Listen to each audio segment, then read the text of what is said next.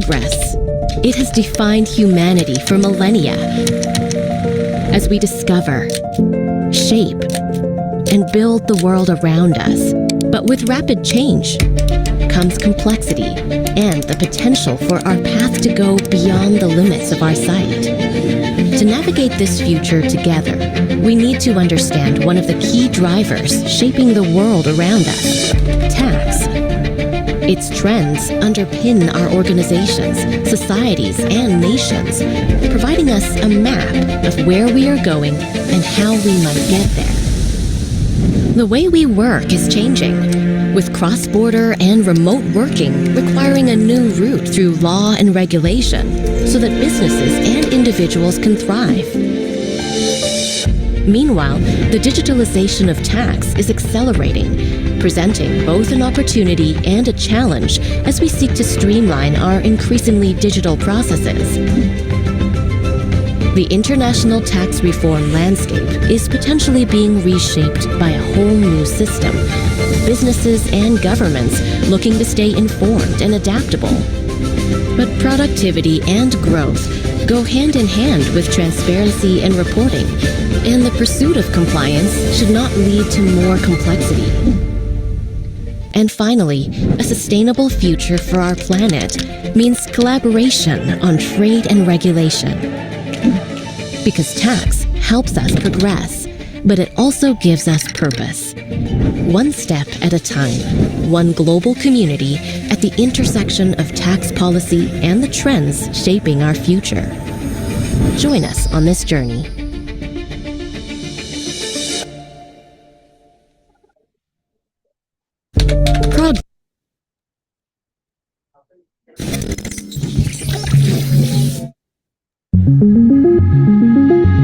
Hello from 2033. I'm Ada. The future is incredible. Technology is seamlessly integrated into our day-to-day lives.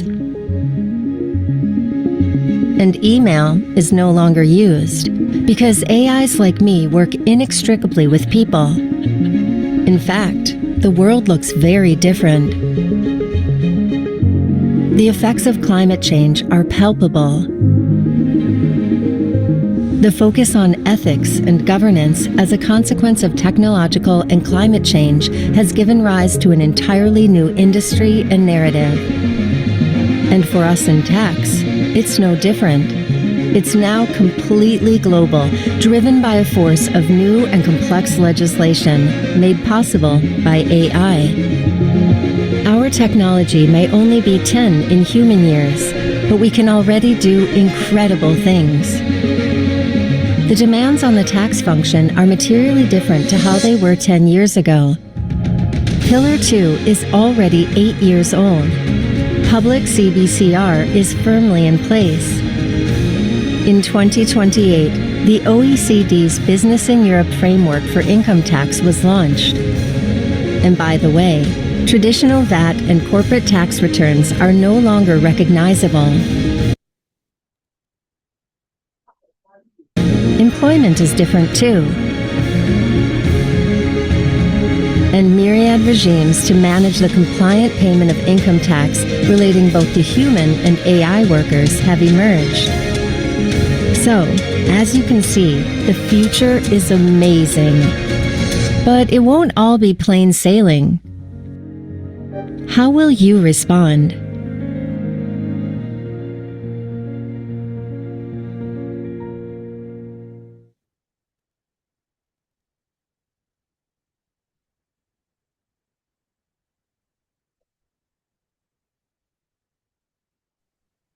Good morning, ladies and gentlemen. We welcome you to Deloitte's webinar on e-invoicing in Nigeria, the journey so far. I see we have more participants joining in. And for the next 2 hours, we will be having presentations, discussions, and of course, provide answers to questions during the course of the program. As is with our usual practice, we're going to go through some few housekeeping rules. Feel free to please drop your questions using the Q&A section of the call. You'll see the icon on the bottom right of your Zoom screen. Now, for you to join in on the conversation and, of course, share your thoughts, please feel free to use the chat section of the Zoom to drop your comments. Now, it's important to use the Q&A session for your questions so that we're able to keep track of your questions and answers can be duly provided during the course of the conversation. Currently being displayed is the agenda for today's discussion. And for the next 2 hours, you'll see that we have a wide array of subject matter experts for them to share their wealth of knowledge and insight on our topic for today. So we will be having conversations around the topic. And so you see, this is the agenda at the moment for the various presentations, of course, conversations. And we hope to be able to keep the time and finish at the dot of 12. Now, to set the context for our discussion is our partner and West Africa indirect tax leader, Chijioke Odo. But before Chijioke speaks, please join me to welcome our host for today, our Deloitte West Africa tax leader, who has also been recently appointed as CEO-elect for Deloitte West Africa, Yomi Olugbenro, for the opening remark. Yomi, over to you, please. Thank you so very much, Sarah. Confirm that you can hear me. Loud and clear. All right, thank you so very much. So good morning, or good afternoon, good evening, depending on where you are joining us from. I'm absolutely delighted to, welcome each and every one of you to this webinar. Very important webinar. We've had a few in this journey of transition to e-invoicing in Nigeria. And so the conversation today is really to deepen the engagement and the conversation as we just continue to explore the transformative potential, of e-invoicing. It's a pivotal development in the realm of digital transaction management. And so today on this conversation, we're going to gain insight into the journey so far for this e-invoicing mandate for Nigeria. We're going to be looking at the impact. We're going to be looking at the significance within our industry and within the broader economy. And so it's a very, very, very critical topic and discussion that we're having. So what should you be doing? What is the NRS doing? What are other stakeholders doing? And why is the topic very critical or very important to you as a business person? The digital landscape is evolving at a scale that is beyond comprehension. And so whether from the taxpayer's perspective or from the tax authority's perspective, all around the world, everyone is adapting to meet this new standard of efficiency, this new standard of transparency, and even sustainability as well. So e-invoicing or electronic invoicing, as we call it, it's at the center, it's at the forefront of this transformation that we talk about, because it offers alternative to the traditional based invoicing system that we are all aware of. But this conversation today isn't just about e-invoicing as a subject of technology. It's also about understanding how this innovation, how it affects and how it empowers your business. What the regulators have experienced, in their journey, in this compliance journey, and just helping you to understand how you could also position yourself, as a business. So whether you are a fintech, a seasoned financial tech expert, or you're just a business owner that is just, exploring digital innovation and solution, or you're just, so many people just curious, about understanding the topic, what it means for the future. This conversation today is definitely going to be very helpful. So everyone on the call has got something to look forward to. So what do you expect to have on this 2-hour conversation today? Is the way we've structured this is to make sure that we are able to run through, the basic to the far-reaching implications. So we're going to be listening to the regulator, the Nigerian Revenue Service. and they're going to share the journey so far. What is their experience in seeing the light taxpayers and the other category of taxpayer onboarded on this journey. But you're not just going to listen to the NRS, you're also going to listen to the subject matter experts, talking about the industry trend, what are the latest development, what are the tools that is available. And probably more importantly, you're also going to be hearing from Deloitte, particularly how Deloitte can support you. All right. So how can we help to simplify this compliance journey? What are we helping our clients with? So those type of tools and ideas and insights will be what you'll be getting today. And of course, there will be, like Sarah mentioned, there'll be opportunity for Q&A. So use the Q&A box. There's a dedicated segment where you'll be able to ask questions that are pertinent to you. So it's a very, very packed, but also very impactful 2 hours that we have ahead of us. So, but just before we delve into the agenda itself, I know we have a wide array of speakers, but let me just take a moment to consider why invoicing is very critical in today's business world. If you look at it from its capacity to reduce errors, or operational costs, or you extend to how it enables, cross-border transaction, or how it enhances, data security. E-invoicing is one solution, right, that is shaping the way businesses are handled and how financial transactions are handled. But beyond the practical benefit, it is also a step towards, environmental sustainability, because the way it minimizes reliance on paper and the orthodox method of documenting business transaction, e-invoicing it's at the forefront, of making sure that the world is more sustainable. Businesses can significantly lower their carbon footprint, which is an essential consideration for many organizations that is aiming to align with global sustainability goals. So as we embark on the journey together, I just need you to remember that this webinar today, it's more than just a platform for exchange. It's also an opportunity to connect. So as you hear the subject matter expert, as you look through the list of attendees, it's an opportunity to connect, to collaborate, but to also share ideas. The ideas we'll be exploring today have the potential to shape the future of e-invoicing or invoicing in general, and by extension, the global economy, and Nigeria, at the center of all of that. So whether you're going to be, living today with, a newfound understanding of what e-invoicing is all about, or you're going to get an actionable insight that you're going to implement in your own work, or you're just going to go with the sense of inspiration, knowing that you have different people who are on this journey together with you, and you can share ideas, you can share, challenges. Just know that you are contributing to the larger conversation about progress and about transformation.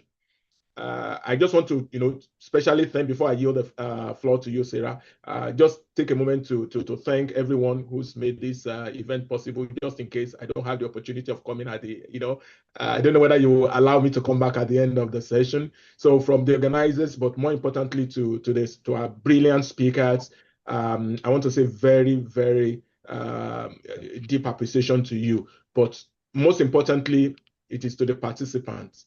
Without your curiosity and engagement, event like this will not be as vibrant as it will be. So I'm looking forward to the learning. I'm looking forward to the conversation and contribution. And I just want to ask you to sit back, get away the distractions for the next 1 hour, 50 minutes, and let's delve into this conversation. Thank you for participation on this webinar, and we obviously look forward to the conversations ahead. So Sarah, thank you so very much. Let's get it rolling.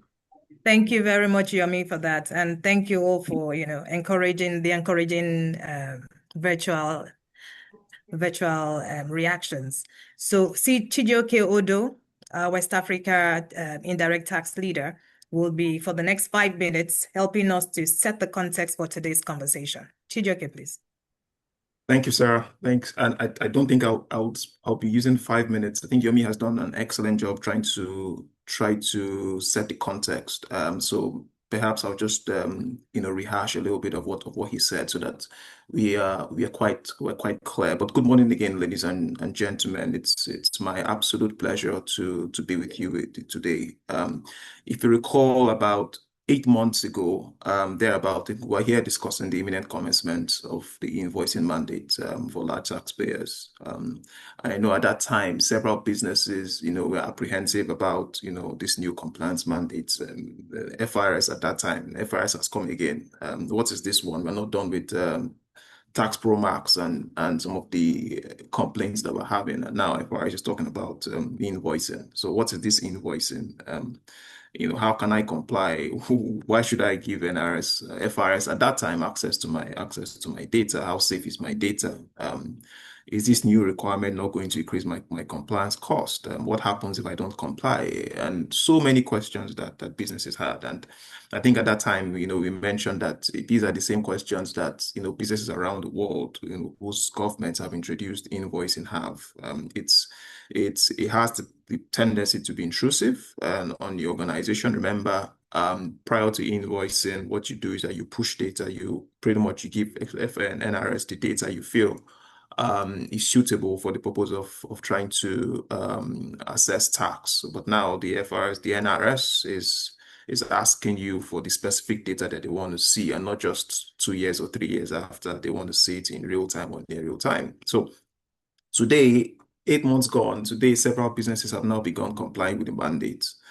So while some have found the process painful and costly, many businesses have found the implementation process very useful and outcomes relevant for potential business transformation ideas.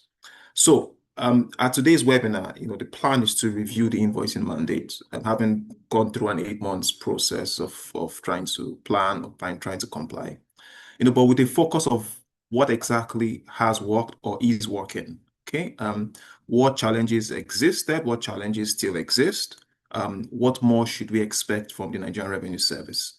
And on this point, I'm sure the NRS will be speaking. Mohammed is here. We'll be speaking more to the recent rollout of its phase implementation plan and the impact on all taxpayers and not just the large taxpayer group. Because if you had seen the latest recent NRS circular, you'd have seen that it's now been expanded to include medium taxpayers and emerging taxpayers. So, as Yomi earlier noted, we urge everyone to stay engaged, seek clarifications where necessary, and all the best, and enjoy the session. Thank you, Sarah. Thank you, Chijioke. And as you've all heard it, we are in for a very engaging session. So for the benefit of those that have just joined in, if you want to just share your comments and to support in the conversation, please use the chat box. But if you have specific questions, please use the Q&A section of Zoom so that we're able to keep track of the questions and ensure we answer as many as possible. If the Q&A is not automatically displayed at your bottom right, if you use the 3 dotted lines, you'll be able to access the Q&A section of Zoom so that you can drop your questions. So we'll go ahead for our first presentation, which is by the Executive Director of Technology, Nigeria Revenue Services, Mr. Inia Basi Akpan. He is ably represented by Mohammed Bawa, the Project Manager, E-invoicing at NRS. Mr. Mohammed is going to be speaking for the next 30 minutes on the journey so far on e-invoicing in Nigeria. Mohammed, please go ahead.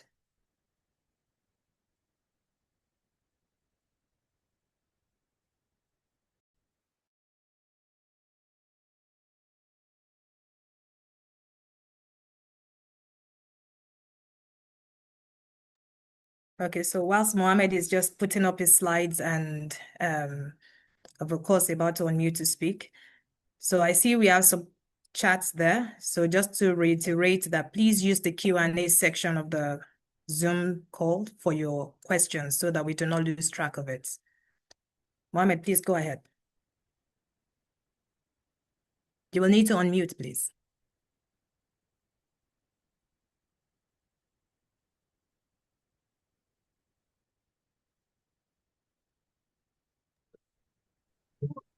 Okay, can you hear me now?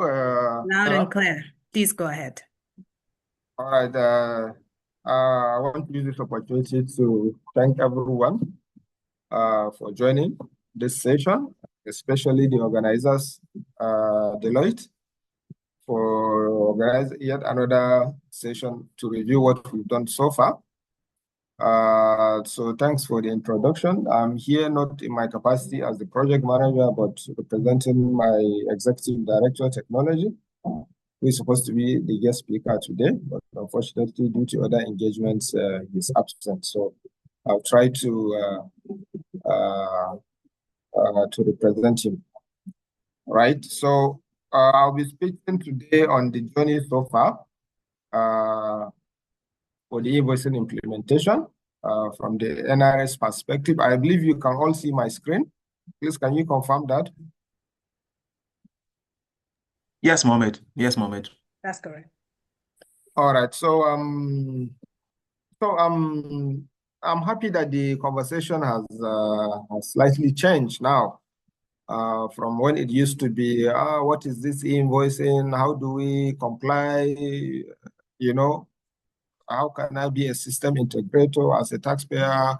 How do I generate my invoice? So now the conversation has changed to, when is it my turn to when is FRS going to start enforcing, you know? So which shows that at least as far as the NRS is concerned, in partnership with other stakeholders like Deloitte and other service providers, at least we will try to take the message to taxpayers to educate them on what it means actually to comply. And also how easily can they comply with this mandate. So for the last 1 year, we have done a lot of engagement to ensure that the burden of compliance is reduced to the barest minimum by organizing series of engagements, you know, providing several channels to educate taxpayers on how this can be done. So, and we will continue to do that because we understand that the compliance is not going to be one-off. It's a journey, right? It's a journey, and we need to keep the momentum. We need to keep educating taxpayers. We need to keep coming up with various channels for taxpayers to actually check their compliance status and also, you know, address issues relating to their implementation. So it's with respect to this that led the NRS management to, as a matter of urgency, publish the new timetable, which affects different categories of taxpayers. You all know that since 2024 November precisely, we've been focusing largely on the large taxpayer segment, right? So by this timetable now, you can see that clearly FRS has a clear roadmap on how to implement this. Remember, at the beginning of the coming of this invoicing, we've been telling taxpayers that we have a strategy to transit from the tax administration 1.0 to the 3.0, which the invoicing is the enabler. So even within FRS, you know, in alignment with the global digitization roadmap, we also have our own digital transformation roadmap, which is like a 3-year plan. And that's exactly what this timetable seeks to achieve, right? So in summary, you can see that by January 2028, we're hoping that all taxpayers must have complied with this mandate, meaning that all our taxpayers are expected to be able to issue an electronic invoice, right?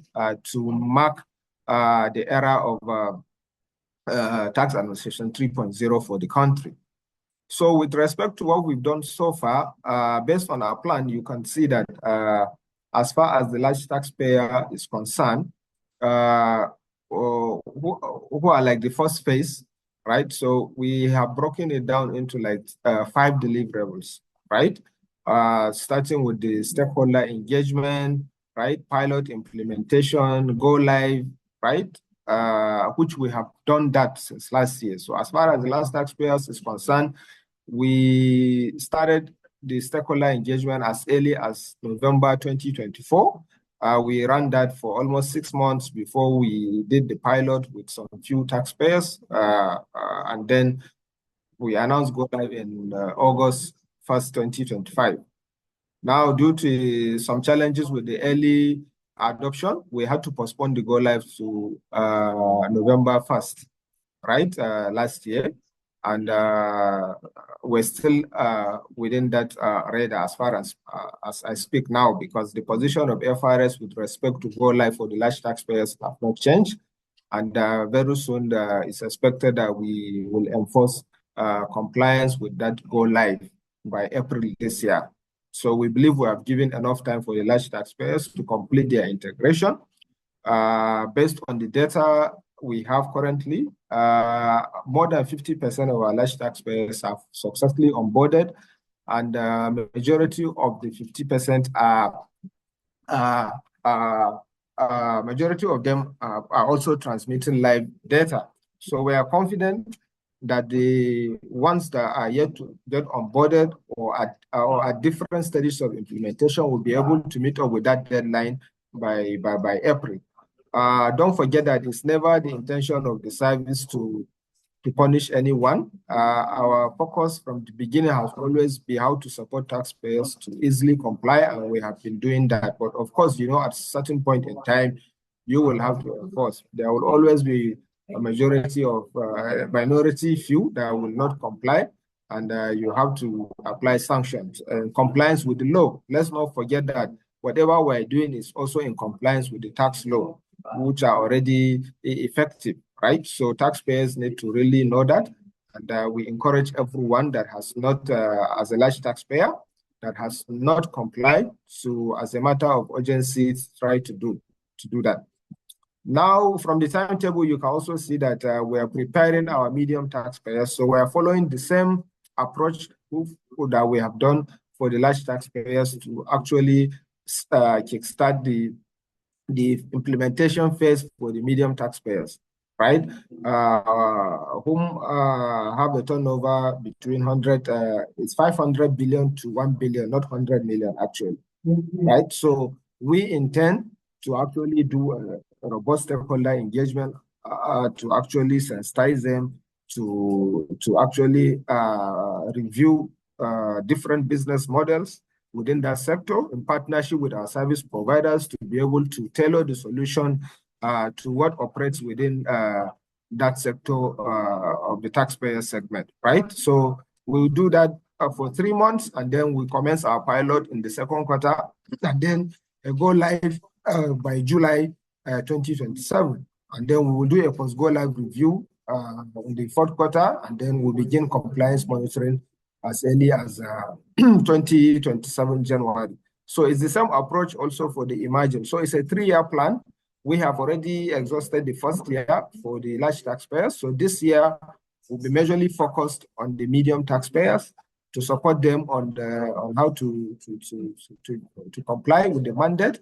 And then next year will be for emerging taxpayers. So we are not rushing, and that's why we have carefully, you know, develop this timetable to guide taxpayers to enable them to plan. Because when we started for the large taxpayers, we also received complaints about, oh, we've not budgeted with this, we need time to change our ERP, you know, stuff like that. So, and that's why we had to now carefully, you know, bring out this timetable so that going forward, every taxpayer will know when it becomes mandatory on them to comply with this mandate. Just a minute. Now, it's also important that as we also try to roll out this mandate, we equally have to recognize the level of cooperation of our taxpayers, right? So far, so good. Honestly, the taxpayers, especially the large taxpayer segment, have been very, very cooperative. And that is obvious from the results so far we have gotten. So I've not been authorized to actually give statistics about the number that are currently transmitting. But honestly, as far as the NRS is concerned, we have significant number of the large taxpayers that are currently transmitting. And we have not received any pushback from any taxpayer to say, no, what you are doing does not it's affecting my business, or, so most taxpayers are willing to comply. The most important feedback we have gotten is about the timing, right? Some of them argue that, okay, we need more time. We have received several letters about extension, and that necessitated the need for the timetable, right? So we like to appreciate our taxpayers for their cooperation so far, and we believe that we will partner in this journey together, especially with the role of service providers like Deloitte and others who are also helping us to drive the adoption of this system. Some of a few issues we have also encountered during the implementation in the first phase, majorly is during the onboarding process. Because we've had issues of incorrect legacy data. Remember that whatever we're doing is feeding on the tax pro max data, right? So we noticed that a lot of taxpayers have incorrect email addresses that they have in the tax pro max, which is making it, which is posing a challenge to the enablement process, because during the enablement, we use the same email that is tied to the TIN number of the taxpayer in the tax format. So if the email address is not correct, it will make it difficult for the taxpayer to successfully get onboarded.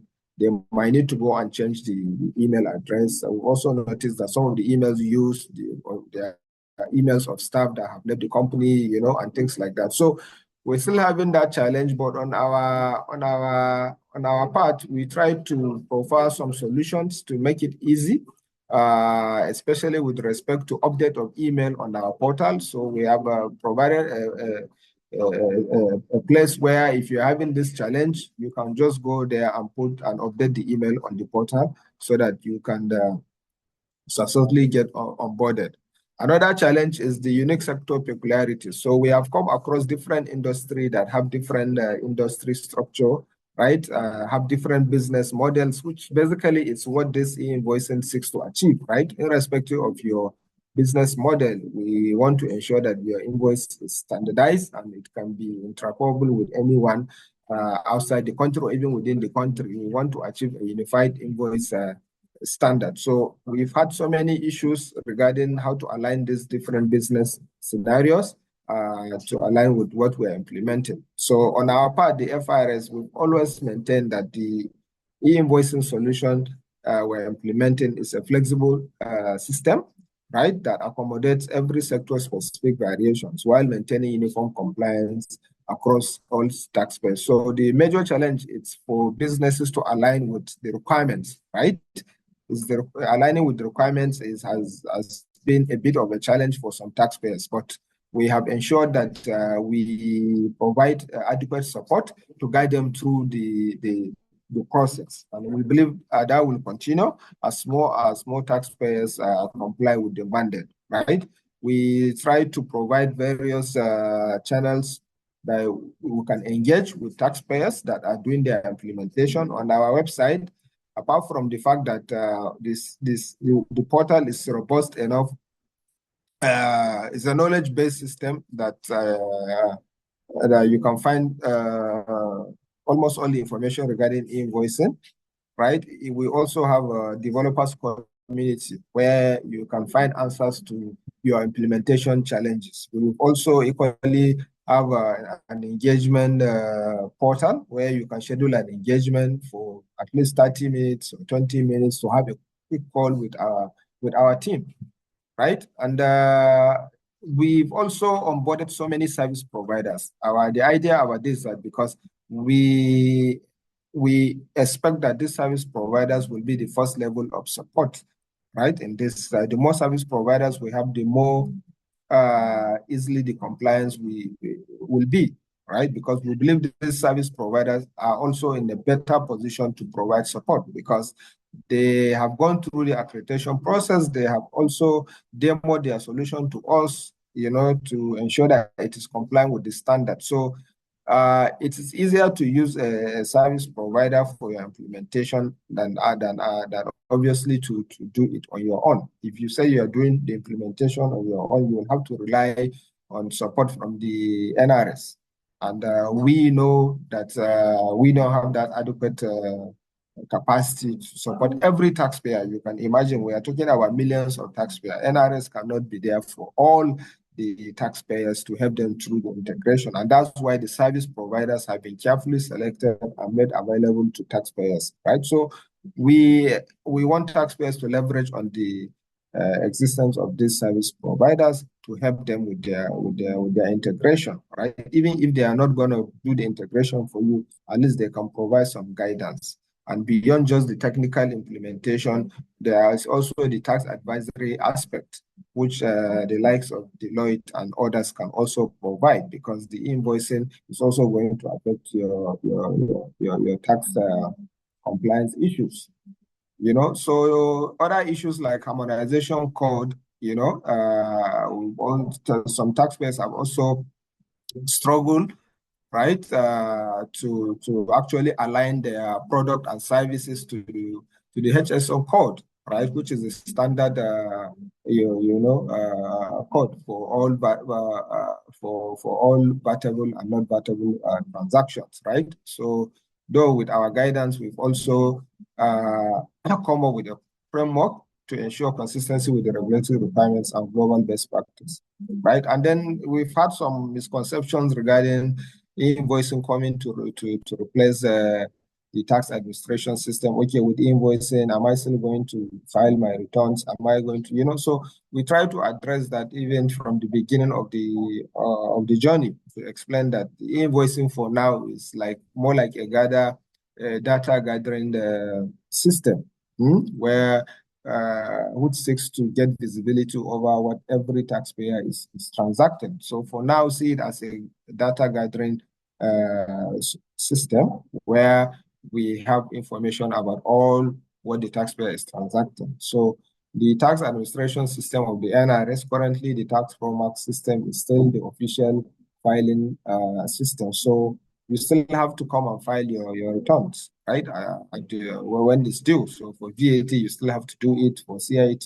So even though we know the long-term objective of the e-invoicing is to achieve this automatic filing, right? That is also what we call the system filing, where we believe we have every information regarding the activities of the taxpayer, right? And at that point, the system can help you to even automatically file your returns. All you need to do is to file. But of course, you know, before you are able to do that, you have to build the data. The data has to be there. So, and that's why we need everyone to comply, right? It's a gradual process. So you can see even by our plan, we have like a 3-year plan ending by 2028. So I don't expect any automatic filing happening before that deadline. So we have to first ensure that every taxpayer has complied and is on the system, so that it will make it easy for tax returns to be filed. It will also make it for net of input and output VAT, right? When you ensure that all your suppliers have reported your invoice, you know, and then so it will make easier for this input and output VAT net off on the system. So all these things have to be put in place before we can transit to that, right? Also, we have collaborated well with industry stakeholders. I've talked a lot about the service providers, right? So we will continue to partner with them. You know, we have so many of them now, and I'm happy even within the service providers, we have some tax advisory companies like Deloitte, KPMG, PwC, all of them have become service providers. So they are also helping us to drive the adoption, educating taxpayers to see the need, right, to comply with this system. One beautiful thing about this system is that we try to sell it from the point of view of every stakeholder. It's not being marketed as an NRS solution, right? We are marketing as a Nigerian solution that benefits every taxpayer. And that's why you can see everyone is speaking to it from the perspective of how it benefits them. We've had instances where taxpayers are commending us for bringing this this initiative, because it's also helping them to reorganize their business. It's improving transparency even within their business, not just from the tax man's perspective, right? So, and that's the beauty about the system. The service providers are also preaching the gospel, right, to educate the taxpayers, right, on how to comply, right? And of course, from the NRS perspective, you know, we also know what that will do for our tax system. And Nigeria as a whole, right, is the like the biggest winner in all this thing, because it's going to help us to, number one, formalize our informal sector, improve our tax to GDP ratio, you know, so many times, and overall bring more taxpayers to TaxNet, and then improve our revenue, you know, which everyone will benefit at the end of it, right? We've also seen situation where professional bodies like CITN, right, ICANN, and the rest are also actively collaborating with us, right, to also propagate this gospel about this e-invoicing. And we'll continue to partner with that. So for the NRS, our number one focus is partner with as many stakeholders as possible, right, to educate taxpayers, show them the need to comply. We are not talking much about enforcement now, even though at some point we know enforcement will come, but we believe what we need to do more is to see how we can help taxpayers comply. And we listen to all your challenges and provide solutions to it. Unless we're able to do that, then I believe we will not be talking much about enforcement. So we'll continue to do our taxpayer engagement, and that's why in the timetable you can see that we have clearly defined period where we're going to do this engagement, right? We'll do it both physically and virtually, right? And to ensure that every taxpayer, you know, gets the message, right? So we will continue to do that. We're also trying to simplify the implementation for taxpayers by coming up with a simulation portal, because last year we also benchmarked with some countries that have done something similar, and we've seen the something called the simulation portal, where it will help the taxpayer to simulate how this invoice generation can happen, the exchange, transmission, you know, everything, even before you start your implementation. So that is almost ready, and we're going to unveil it in our next engagement, right? So you will have, every taxpayer will have access to that simulation portal, and then to have an idea about how this invoice works end to end. We're also coming up with an SME portal.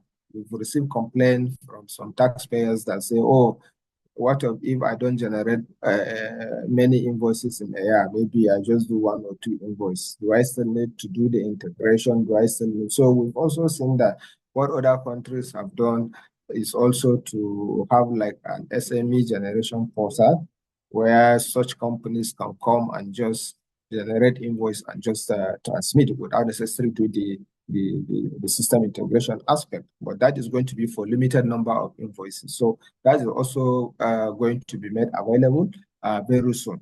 Even though we also expect that most of these service providers are also going to provide such systems for companies that don't even have ERP, right? Apart from helping them to do the integration, we expect that they will also build invoicing solution that just companies can use at a fee, right? Like a service rendered, right? So, and that's why the stakeholder engagement is important, because during that stakeholder engagement, we will showcase some of these solutions from different service providers that is going to, you know, that will fit into several business models, right? And of course, if there are new business models that we have not captured, it will also be a challenge for us to go and innovate around it, right?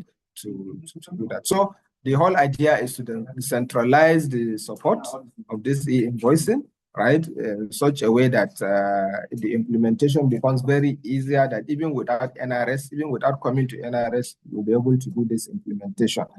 The information will be out there for everyone. The steps, the procedure, how to do it, you know, should be out there, you know, since we're going to through different channels. There's no limitation, There's no limitation to how you should generate this invoice, how you can transmit, right?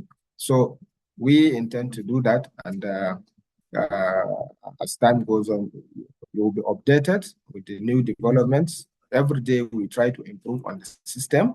I'm sure those of you that have visited the site in the last 1 year, if you visit today, you will see a lot of changes, right? So more of these changes will keep coming, and just keep visiting it's just like your internet banking. Sometimes you log in today, you will see new features, you will see new things, and so it's something like that. So the improvement will keep coming, right? Because we are also going with the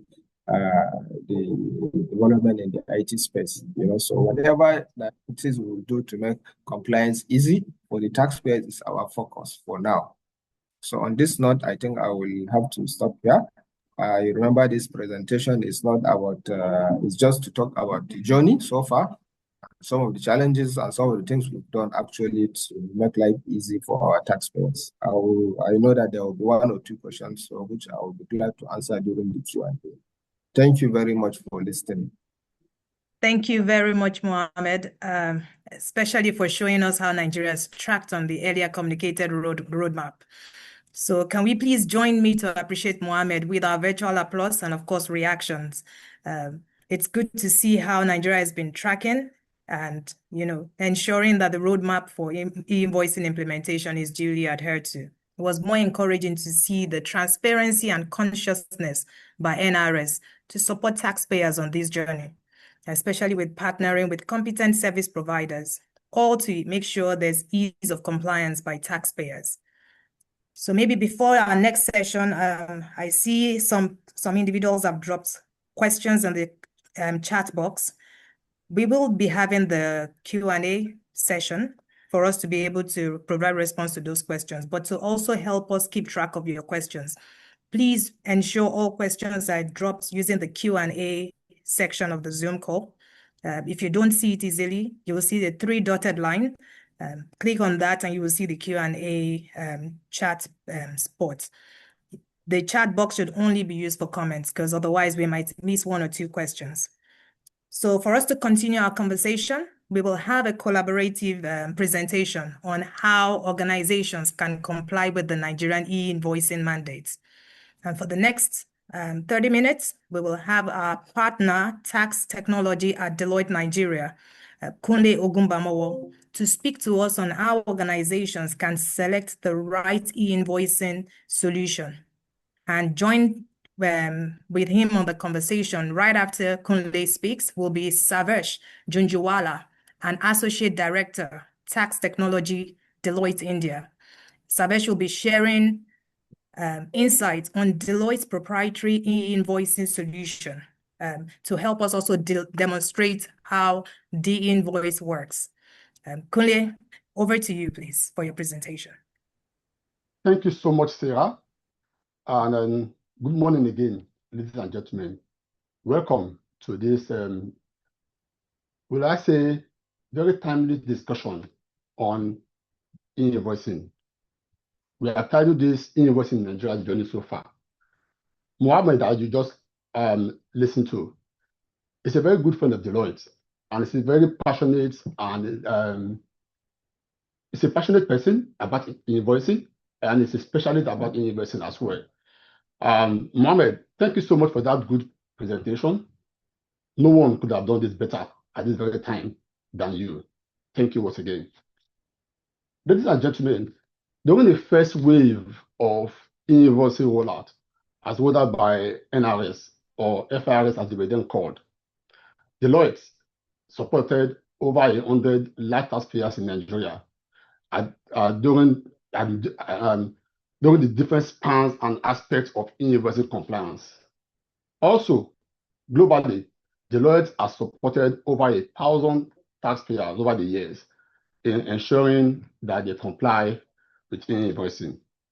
Therefore, we believe Deloitte, with our wealth of experience supporting clients locally and internationally on e-invoicing, we believe we are rightly placed to talk to you about selecting the right solution for e-invoicing compliance. Confirm to me that you can see my slide, please, if I go ahead. Great, thanks. I can see the thumbs up. So Yes, please, Kunle, please go ahead.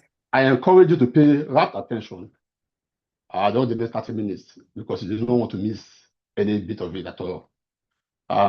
Feel free to take your notes, note your questions, and while myself and Savage takes you through this journey. So,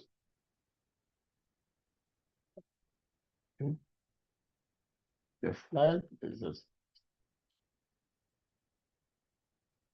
You know what they say about the iceberg?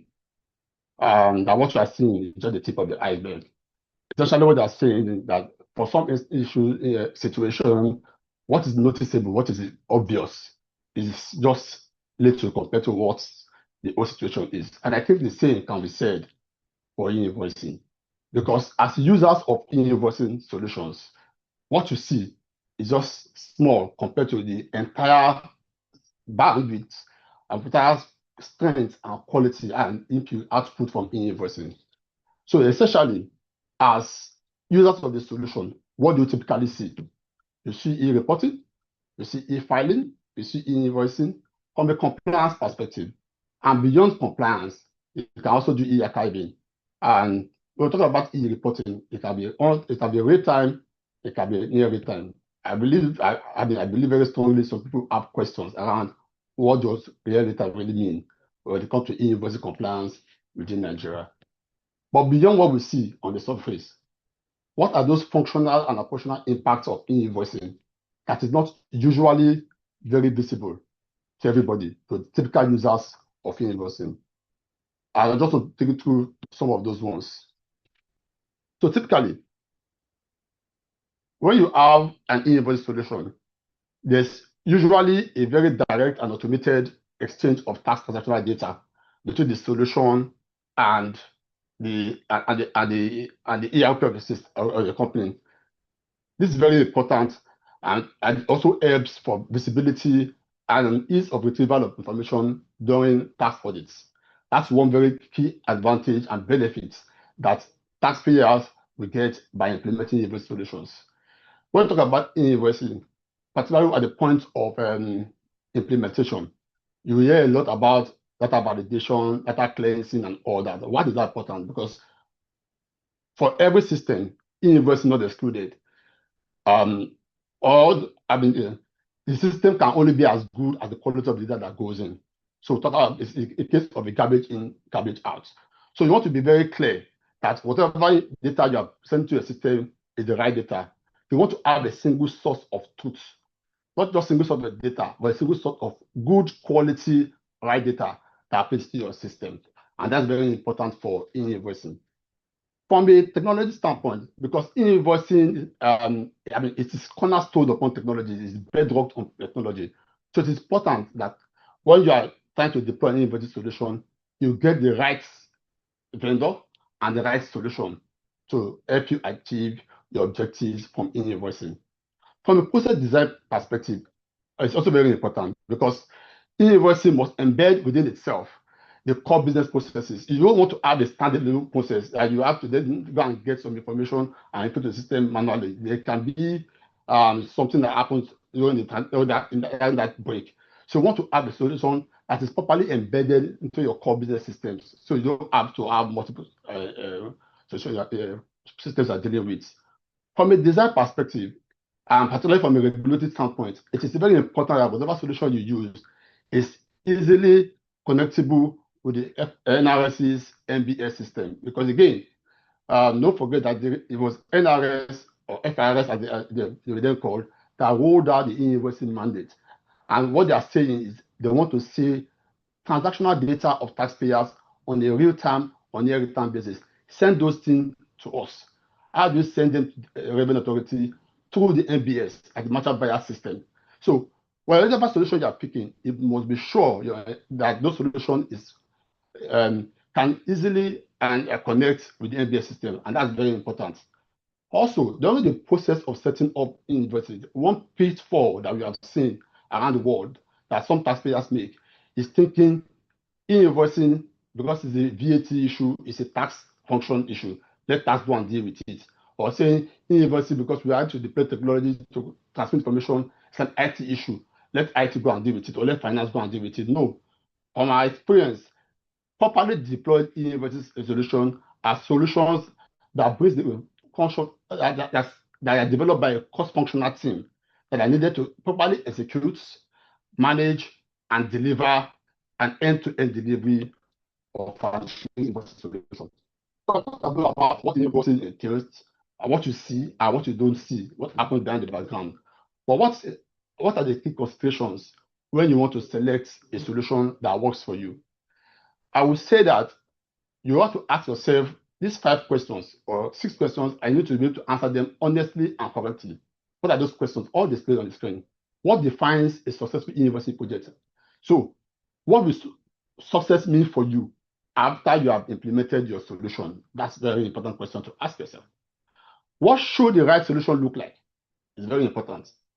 What must the business remain accountable for? So, during the process of implementation, what do you want to cede or second to your vendors to help you with, and what do you want to do by yourself? Very important. Apart from what you want to second, what you want to do by yourself, what do you want to remain accountable for? Because again, the business needs to be accountable for the entire process anyway, because this is a solution. But what you want to remain accountable for, that you cannot say, even if it goes wrong, you won't want to go back to your vendor and say, this is your issue. This is our issue as management. You must define those ones.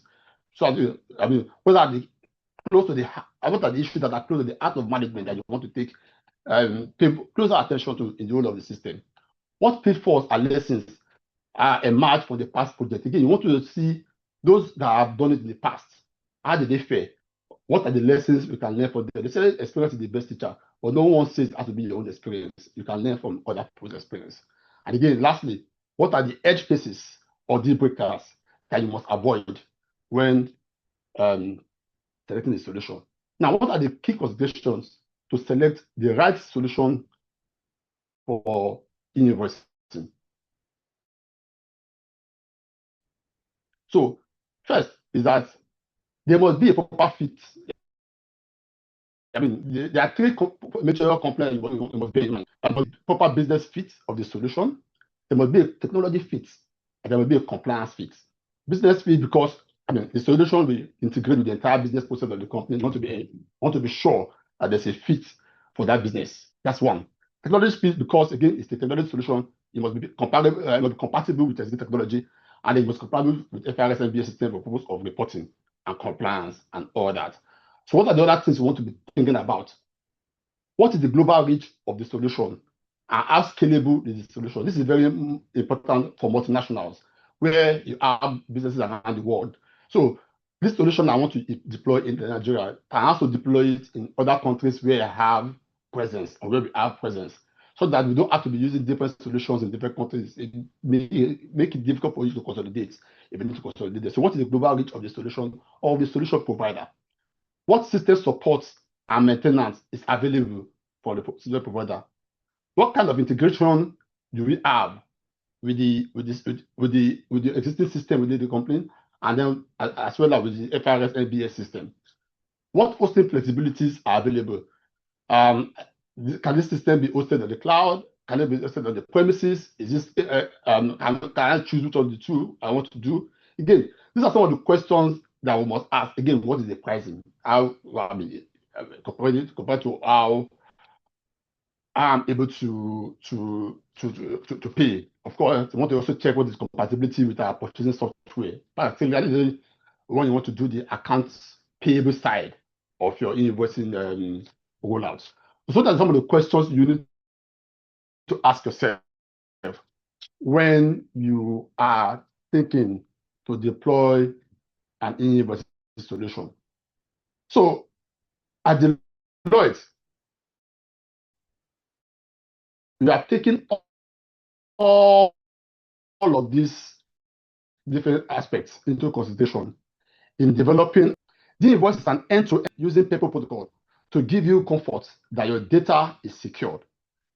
And secure while you do the system, it is secured in transit, either from the system to the invoice, as well as to FRS and BS system and back.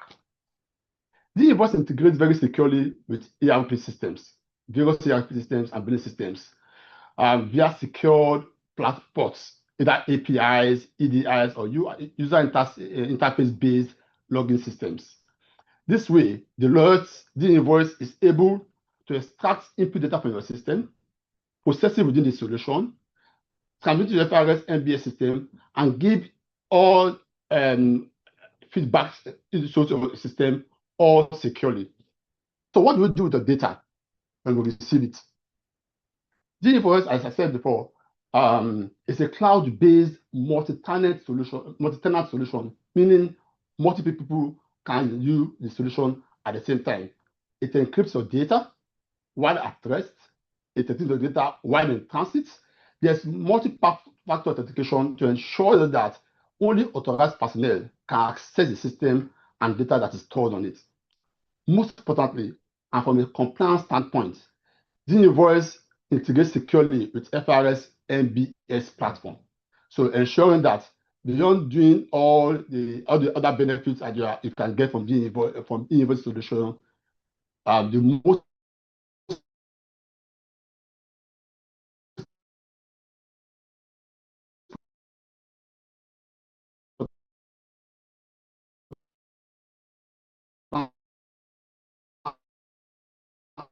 aspect, which is the compliance aspect, not between over to me, please.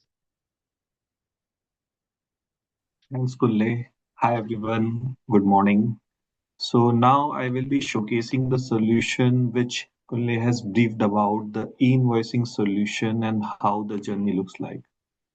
Would request if one of you can just confirm if my screen is visible and so that I can take it forward. Visible. Okay. Thanks. Thanks for the confirmation. So I will just run a few slide decks before I take you to the live demonstration of a solution which is specifically designed in accordance to the e-invoicing guidelines that has been published by FIRS. Now we call it as an NRS, Nigeria Revenue Service. Briefly talking about the key features of the solution, this solution, like Kunle mentioned, this is an ERP agnostic solution which has a capability to connect this solution with any billing system having an API or SFTP connectivity. So in a manner, we are trying to achieve a touchless compliance wherein for the purpose of e-invoicing, a manual intervention can totally be eliminated and solution can work on its own. We will showcase the same in detail how things work, but as a matter of fact, this is important that we ensure that your business, critical business operations won't be hampered because of this solution related issue. So something touchless will give a better edge over a manual transmissions. We have customizable validation options, like in case your business have some specific rule sets, you want to design some validations depending on the nature of a transaction or some more scenarios, we can get this enabled. Being solution hosted on cloud, that is quite easy for you as well to get this information at any point of time. Real-time e-invoicing is an important phenomenon because we as an access point provider, we need to ensure 100% availability of the solution, and at any point of time we want to generate an e-invoice, solution should have the capability to serve that.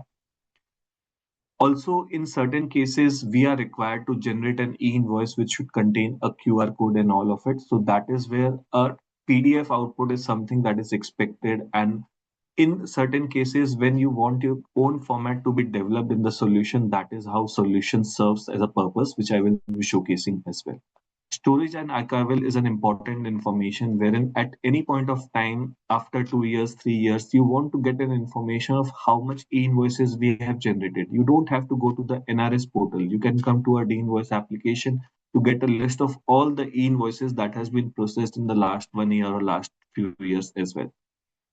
Security and confidentiality is an important part, which you can believe being a Deloitte, we have all the securities in place to ensure that all the data which you are transmitting using our platform are secured and have all the security protocols in place. User and data segregation, like Kunle was mentioning about, we have a multi-tenant architecture ensuring only the right users having the access to the right data and ensure that any kind of change is having a proper trailing in the solution. So at any point you want to see how the things works, you can just see like on the trailing part as well. details, reports, and dashboards. So if you want to see a quick insights in terms of any kind of information, our solution has those information readily available, which you can use it for your own purposes. And last but not the least, this is a 24/7 support. We understand how e-invoicing impacts a business operation, and that is where we provide a 24/7 support. More details will be coming up in the slides as well. Modes of integration, we have been talking about different modes of integrations available, API, SFTP, and in case if someone do not have an integrated option, they can go ahead with a manual upload as well. APIs is something which can directly connect with your billing system, and it's a synchronous call wherein at any point you send any information, our solution will give you a response based on the submission what we have done to the NRS portal. SFTP is a batch processing. Yes, we support batch processing as well, so that in a span of time, if you have given hundreds of invoices, all of it will be processed in one go. And manual is a file based, which I will be showcasing during the demonstration as well. Data security, we talked about, just giving a highlight about that. We ensure that data while at rest or while in flight, we have all the encryptions in place. Our solution is MFA enabled as well, so only the right users have an access to the solution, and our solution is ISO 27001 certified as well. This is an important point because after we go live, we need to ensure that all your businesses are being supported with the right support mechanism. And that is where we have a 24/7 support options available. Even our L2 and L3 support model is designed in this manner that your critical business hours, which we call as 9 to 6, even the support team, the senior support members will be available at your discretion. And also what we do, we have some response timelines against each of the severity that we classify. If it's a critical one which is impacting, so we have a resolution time of 4 business hours, a response time of 1 business hour. If some slowness is observed, we even don't miss out those things and we try to cover as soon as possible. This is the maximum turnaround time. Even we have seen in certain cases in minutes the responses have been provided as well. And something which is like a good to have feature, you have a suggestion for the solution and all, we definitely take a note of all of it and we ensure that it's been deployed to a solution. So this is broadly how our solution has been designed. And now what I'm going to do is I will be taking you to the live demonstration of a solution. As we talked about, this solution is hosted on cloud. So anyone having an access to this solution can come to this portal, can see the information. On an integrated approach, when your billing system is connected with the e-invoice solution, you don't need to come to this solution for any information. But if suppose you want to get any dashboards or reports, you can come to this platform. This will be available and you can use it for various purposes. To start with, for the purpose of e-invoicing, as Nigerian MBS system has given a list of data fields what is expected. In lines to that requirement, we have also configured our solution in those lines that having all those data fields which have been guided by the MBS system that has been captured in the solution. Also, what we have done based on the mandate, which are the mandatory data fields, which are the optional data fields, we have tried to capture as well. And as per the requirement, all the master data which has been prescribed by the tax body is something that we have captured in the solution. What you can do, if you have the data ready, you can just plot the data in this given template. And yes, our solution has a capability. When you upload the data to a platform, we validate the data. We ensure the data what you are uploading is in lines to the expectation. And thereafter, what we do is we push that data to the tax portal for the relevant submission purposes as well.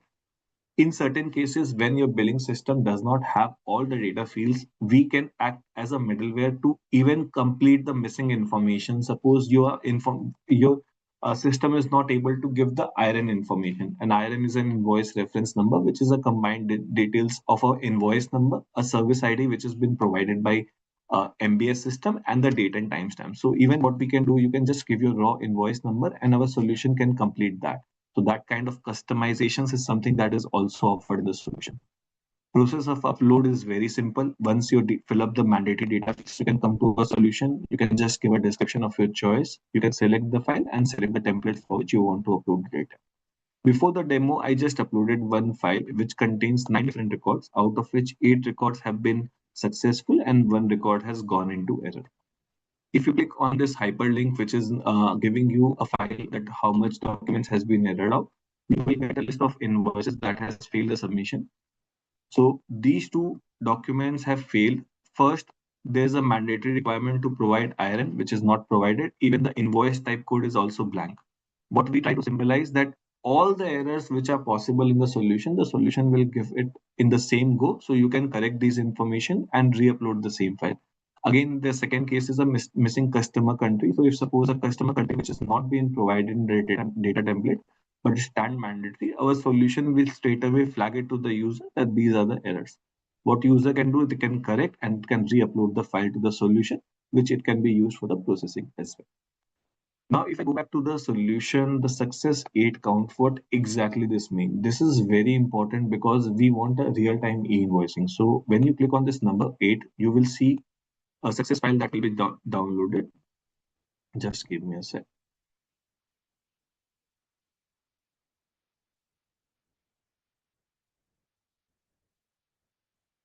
Yeah. So let me just open the success file.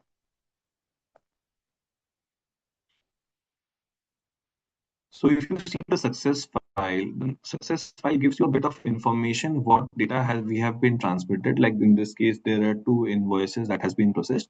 Even the information about what values we have passed, which currency we have used, we will be getting all of this information. Additionally, what you have submitted along with that, what we provide as part of the solution is we have some statuses that are available in the solution. Now, if I talk about these are the statuses which you can see in column N, O, and P, these are important ones. What this typically means, you are submitting the information to a D-invoice platform, but D-invoice is directly connected to the Nigerian FIRS system. What it does, as and when the data has been sanitized and validated by the solution, it posts to the FIRS system on a real-time basis. Now, what FIRS system does, they maintain a track of each of the invoices what you have submitted on the portal. So if that document what you have submitted that has been successfully posted to the buyer's access point, you will get a status as transmitted. In case the buyer access point has acknowledges that this document has been received, we even get a delivered status that yes, they have received the document as well.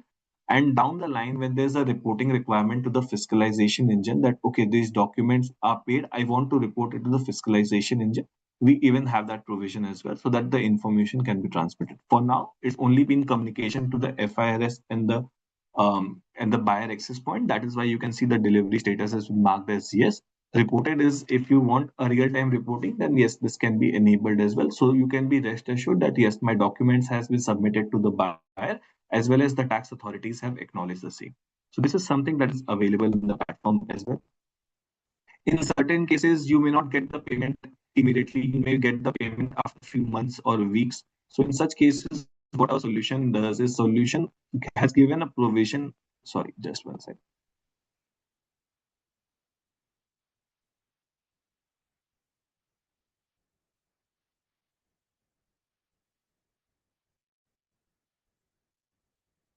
So what solution will do is solution will give a provision that okay, you can even update a payment status on a future date. For example, you have raised an invoice today, but you get a payment after 1 month. What you can do is you can come to a solution. You can even post the payment status to a solution, and yes, those payment status will be visible on the platform that yes, these documents are paid or these documents are yet to be paid, and thereafter you can even post those information to the tax portal.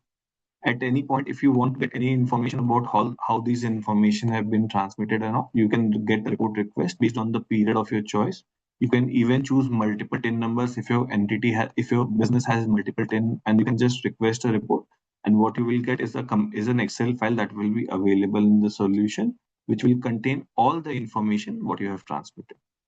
Lastly, we have even given some configuration options in the solution. If you want to manage some users with some TIN numbers and all, with some roles, like if you want someone to have only an admin access, someone may have an upload access, someone may wants to access the reports and all, you can choose those roles for a user and you can manage this on your own as well. Lastly, if your company has multiple TIN numbers and if you want to manage all of these information, you can even see the TIN numbers, what has been associated with business ID. So this business ID is given by the FIRS system. Along with that, how you need to generate an IRN. So all these information, our solution can directly fetch from the FIRS system, which is available on the UI of the solution as well. So this is what we try to cover as part of this offering so that we ensure your e-invoicing works in lines with your expectation as well. Coming to an important part, which is something which you most will be interested is on the insights, how your e-invoicing journey has been and how you can interpret that how your e-invoicing is moving in the right direction or not. So what we do is we provide certain key KPIs to the solution that, okay, how much of eligible e-invoicing transmission transactions you have given to us, how much of it we have generated it, how much have been errored out, and all of these information in terms of timeline say analysis. We even provide that in a given day or in a given week, how much e-invoices we have transmitted. You can choose different tin numbers of your choice. If suppose you want to even select the e-invoice type for which particular type, for which period you want to choose, you can choose this information as well.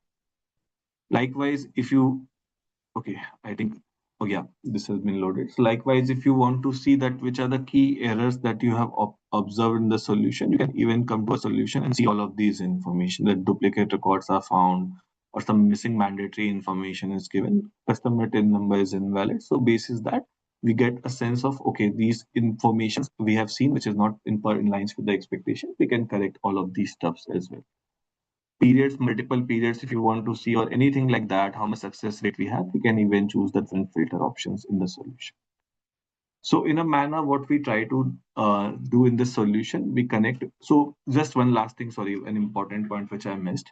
So this is on the UI flow, that how someone can come to our application, upload the data. But even we have APIs exposed, which your billing system can directly consume, send the data. We have synchronous API connections as well, wherein you can send the data and immediately you can get a response whether the document is successful, or if it's an error, then you will get the error details as well, which you can correct and you can take it forward as well. So this is something what we have as part of a solution offering as well. Please feel free to post your questions on the chat box if you have anything, and we will be taking the same as well. With this, I will be handing over back to Kunle. So Kunle, over to you. Sure. Savesh, thank you so much for taking us through the invoice. I believe the participants on this call on this webinar have kind of gotten a good understanding of what the invoice is all about. So right now we'll be taking your questions. We have a number of questions that are posted already. I can see already 24 of them. We have about 30 minutes, 30 minutes to for this question and answer. Hopefully we will be able to take maybe like half of them. So if you are not able to take all your questions, we will try to respond to them. Sarah confirmed that. We'll try to respond to them, and then how do we disseminate that? That's correct. We will be extracting all the questions, and for those that were not answered live, we'll provide response to them and share with participants. Awesome. Thank you so much. So right into the question and answers. Mohammed, I believe you are still there. I can see most of the questions are actually directed at you, so expectedly. So I will start with my own question for you, Mohammed. Mohammed, confirm that you are there. Yeah, you can put your video on again. Thank you so much. I'm here. Yeah, I can see you. Thank you so much. So, Mohammed, we understand that this e-invoicing mandate covers all businesses in Nigeria, right? But what is the position when it comes to non-government organizations, entities created by governments, like NSI and all those stuff? Entities created by the act of government, as well as companies in the free trade zone. So when I talked about non-government organizations, I'm talking about NGOs and all those stuff. So NGOs, government entities, and free trade zones, what is the position with them? Do they also have to comply with e-invoicing mandates, and when? Thank you, Yomi. So it applies to everyone. So as long as you're a taxpayer, you answer the name taxpayer. I'm sure those non-free trade zone entities you're talking about, the NGOs you're talking about, all of them, we categorize them as taxpayers. And in FIRS, we have categorized our taxpayers into large, medium, and small. Every taxpayer in Nigeria has been categorized into these three categories. So it doesn't matter the name you answer, whether you are free trade zone, you're NGO, as long as you answer the name of taxpayer in Nigeria, you are obligated to comply with the mandate. Remember, people bring about tax exemptions, or all that one is secondary. What government is more interested in is government wants to even know what everyone is doing. Is the data. Remember, this project is beyond NRS. We have a steering committee that have other government agencies. NRS is not the only beneficiary of this data. It's going to be used for national planning purposes. We have Nigeria, we have the Nigerian Bureau of Statistics there. We have CBN there. We have other entities that are also going to use this data, to do other work for the government, right? So we are trying to promote a single source of truth for the government instead of every government agency going to collect this data from other sources. Government believes that we can get this data through the source and everyone can use it. So please, before anything, don't see it as an NRS initiative for tax purpose. See it, that's why I say see it as a data gathering initiative of government that is interested in tracking every transaction that every entity is doing, right? So I think that's the simplest way. And the government, we're also going to do for the government. We have the B2G side, and so we're also extending this implementation to the government. We're already working with the customs and every other government entity. Well, that in FIRS currently, we have less issues with collecting data from government. We already have some form of integration, the GIFMIS integration and all that. So that's why we are not really focusing on the government entities, because we're already collecting some data from there, and that's why we're focusing more on the taxpayer. So it applies to everyone. Nobody is exempted, please, irrespective of what you are. The only people for now that, even though we are not saying they're exempted, we are still studying and will come up with a position on that, is the non-residents taxpayers, right? Yeah, non-resident taxpayers supplying goods to Nigeria. So far they are not covered in this timeline, in this timetable, but we're engaging. We're doing a lot of stakeholder engagement behind the scene to really come up with also the best strategies, and we will make it public, our position on that also. I believe I've been able to answer your question. Thank you. Thank you. So there was a question. Somebody asked a very extensive question, an anonymous attendee, about discos, gencos, and others. If in about 2 minutes, we give you an opportunity to mute your mic and ask your questions live, if you don't mind. But for now, I just want to take a couple more questions that are yet to be answered. Like I said, a number of them have been answered on the chat box. So I'll just take a couple of more that are not yet be answered. So again, Mohammed, the next question will be for you. Someone was asking, and that's Mr. Olusegun Oladipo. He said, with implementation and enforcement run concurrently in all states and regions, he would like to see a situation where we are enforcing down south, and maybe in the west or in the east or in the north, enforcement is not as strict. So like I said, our taxpayer segmentation is our guide. All right, so we have large taxpayers across the country. When we started with the large taxpayer, we focus on the engagement in Lagos, not because we're piloting only in Lagos, because out of our about 10 large taxpayers in the country, we have about 7 in Lagos.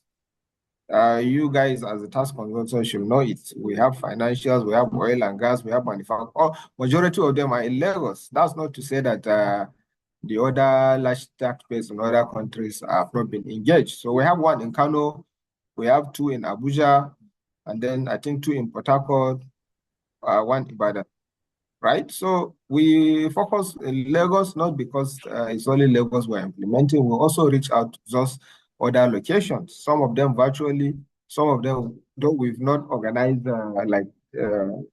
Good. Thank you so much. A physical event like the way we did in Lagos, but we shall reach out through the offices, right, where we interacted with their taxpayers, right, virtually and in those offices. So it's irrespective of the location. It has nothing to do with location. The location does not matter to us. What matters to us is your segment. If you're a large taxpayer, irrespective of where you belong, please comply. and for medium, for emerging also. So we are going this year now. Our engagement will be wide, will be wide spread across the nation because our medium and small taxpayers are everywhere in the country. So we will probably engagement will be more extensive than the one previously done. Also, don't forget that the service providers are also doing their own engagement to reach out to these taxpayers, right? To drive the adoption and also market their own solution, just like the way Deloitte is doing. And we encourage that, and that's why we're here to support Deloitte, just like we have been supporting other taxpayers also, right? So the message will be taken across every other location, irrespective of the Okay, thank you so much, Mohammed. region. CJ, I will be asking you the next question, but I'll give you a couple of minutes to think about it. So the question is from Lucky Nimaya. He said, how can digital forensic investigation impact e-invoicing journey? How can digital forensic investigation impact e-invoicing journey? Don't think about that for a moment while I answer the next two questions. So Adewale Adebisi, you asked about a process flow that you appreciate if you can take us through a client adoption process and workflow. I would say that will require some documentation. We'll just put the answer to this in the chat box so everybody can see. Caller, if you can just let me do that, please. Answer that. The second question in the open question, just answer that for me. Dr. Fema, you asking for recommendation of a service provider. I think that's goes to start saying Deloitte. Come to us, we can talk about the fees. I know you have concern around the fee. Somebody you engaged before was a bit expensive for you. Please talk to us. We can always talk about the fees and arrive at the mutually agreeable level of fee. And then, Sijuki, back to you now. Please unmute your mic. Very interesting question. Digital forensic investigation. So, what I would say around that is, if you think about what invoicing is about, Mohammed spoke about it earlier on to say, look, it's really around sending data to the tax authority. And if you think about it, sending that data to the tax authority, the next question is, why does the tax authority want that data? Okay, the tax authority wants that data because they want to be able to better understand what you're doing in your business. Remember, the taxman is trying to ensure that there is proper collection of revenue. And so if the taxman collects data from you and collects data from everyone within your ecosystem, the taxman is better able to generate insights into what you are doing, and most importantly, what you are declaring as your taxable profits, as your tax payable, and from a VAT perspective, what your input-output VAT is. Now, from a forensic perspective, now let's take that information and connect to what forensic people do. It's really around investigation and trying to find out where there's fraud. So if as a business, okay, the invoicing mandate is forcing you to have a lot more control and visibility about the data within your ecosystem. That gives forensic investigators a lot more information that they never had before. Okay, so if things happen today in some organizations, sometimes it's a lot more difficult to find out who did what, when was this done, and by who, because that data doesn't just exist, and doesn't exist because the business has not deemed it fit to collect that data for various reasons. The invoicing mandate is almost saying we need you to collect as much as 48 mandatory fields and even optional fields. This is data that businesses didn't have before. So if by virtue of this invoicing mandate, a forensic analyst has a lot more data than never has before, has a web of data it doesn't have before, it's a lot more easy to detect when fraud has happened. So for a forensic person, it's really around the power of the data that is now accessible to you. And so it's a case of how you plug into that web of data for the purpose of the work you're doing and adding value to the clients who have asked you to come and check what is what is going on internally. I hope that helps.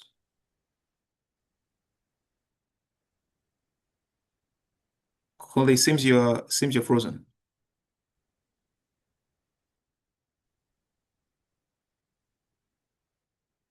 Okay, maybe I'll just pick up. Is it just me, Sarah? No, it's not just yourself. Okay, he's back Okay, now. Kunle is back. Kunle, Okay. go Yeah, ahead. so CJ, you want to just take it what I said about my connectivity issues? Okay, let me pick it up.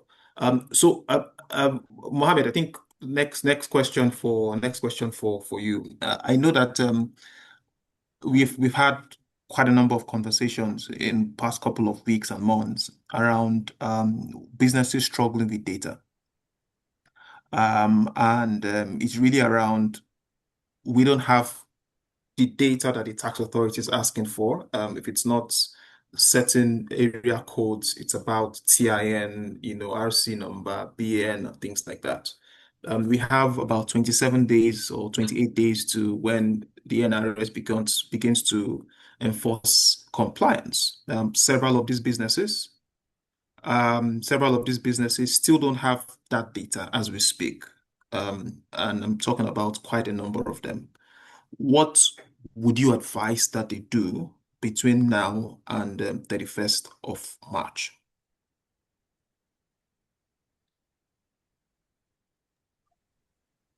Okay, thank you, Chijoke. So when you said that, I know one of the major issues we've had is the thing, right?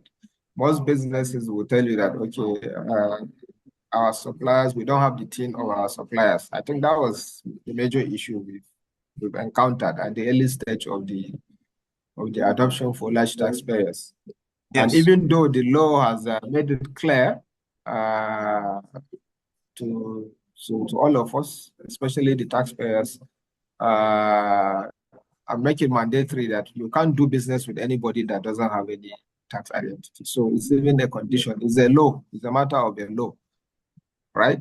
And that's why the invoicing becomes so important to us as NRS, as Nigeria, because even though the law has given that mandate, even before the coming of this new tax laws, it has always been there, but many businesses were not honoring it. They continue to do businesses with suppliers that don't even exist, right?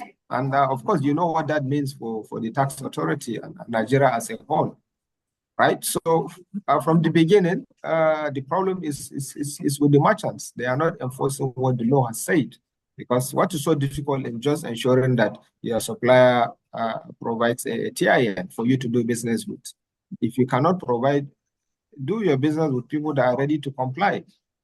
Right, so is the problem did not even come from us; it's from the merchants. But we are now saying, okay, no problem, because we don't want it to make to look as if we're bringing a problem to your business, or we are stopping you from doing businesses with your suppliers. We now said, okay, even in the absence of the TIN, please supply us with the business registration number of the taxpayers, what we normally call the RC. In the case of a business entity, or if it is an enterprise, they usually have what we call a business number also, right? Remember that the mandate to provide it only applies to a B2B transaction. For B2C, we are not even asking you to provide the details of your customer. So the thing does not even apply to a final consumer. It only applies to a business. And you know the reason why we're asking for us to identify that person you are doing business with. You know it. I don't need to go into that detail. So for now, as a temporary stopgap, we say, okay, for now, suppliers the RC. At least we have the database of the Corporate Affairs Commission. If you supply us with the RC, we'll be able to tie down the company and then identify the team within our database. If it doesn't have any assigned team, we can also assign the team and then return back to you. So that's currently what we're doing, so that we will not stand in the way of businesses, right? So, but of course, that will be just for some time, because we expect also that businesses will make attempts to also get this team from their suppliers, right? If they don't, give them an ultimatum. If they're if they've been doing business with you, give them an ultimatum, maybe within 1 month, 2 months, please provide me. If not, it will cease to be my supplier. It's a very simple distance. If it's a new supplier that is coming, just mandate them to supply the thing. And we have various places where you can validate this thing. right? And now with the coming of the tax ID also, it has made it even very easy for entities to get a tax ID. So these things are simple.